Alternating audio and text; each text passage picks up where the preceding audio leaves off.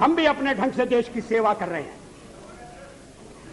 और अगर हम देशभक्त न होते और अगर हम निस्वार्थ भाव से राजनीति में अपना स्थान बनाने का प्रयास न करते, और हमारे इन प्रयासों के पीछे 40 साल की साधना है। ये कोई आकस्मिक जनादेश नहीं है, कोई चमत्कार नहीं हुआ है। हमने मेहनत की, हम लोगों में गए, हमने संघर्ष किया है। पार्टी 365 दिन चलने वाली पार्टी है। ये कोई चुनाव में कुकर मुक्के की तरह से खड़ी होने वाली पार्टी नहीं है। और आज हमें अकारण कटघरे में खड़ा किया जा रहा है क्योंकि हम थोड़ी ज्यादा सीटें नहीं ले सके। हम मानते हैं हमारी कमजोरी है, हमें बहुमत मिलना चाहिए। राष्ट्रपति ने हमें अवसर दिया, हमने उसका लाभ उठाने की कोशिश की है, हमें सफलता नहीं मिली, वो अलग बात है।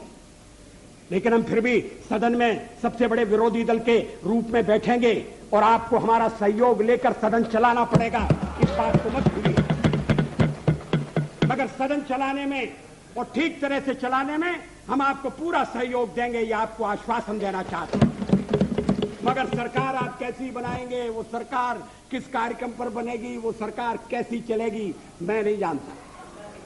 लेकिन जहां तक दलितों का सवाल है, शेड्यूल कास्ट के टोटल मेंबर्स हैं 77 और उनमें से 29 मेंबर्स बीजेपी के चुने गए।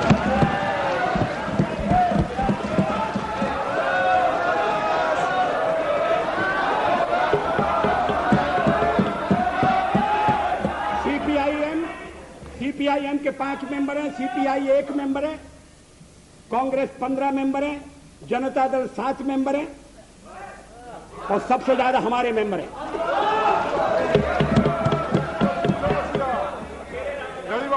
और एसटीसी में भी, शेड्यूल ट्राइब में भी total number of seat is 41, BJP 11।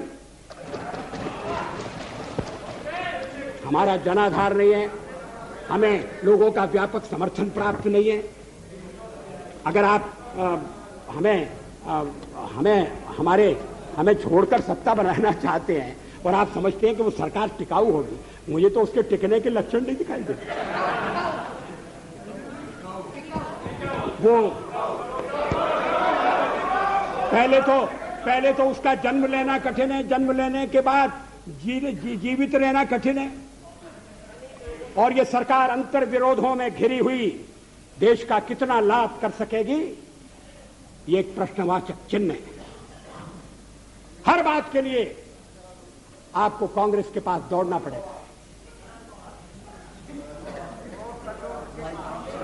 और जब आप उन पर निर्भर हो जाएंगे, अभी तो मैं नहीं जानता, पहले चर्चा हुई थी, कुछ शर्तें लगाई जा रही, फिर चर्चा हुई कि कोऑर्डिनेटिंग कमेटी बनाना पड़ेगी। फ्लोर पर भी हम लोग कोऑर्डिनेशन करते हैं, उसके बिना तो सदन नहीं चलता। आप सारा देश चलाना चाहते हैं, बड़ी अच्छी बात है, हमारी शुभकामनाएं आपके साथ हैं।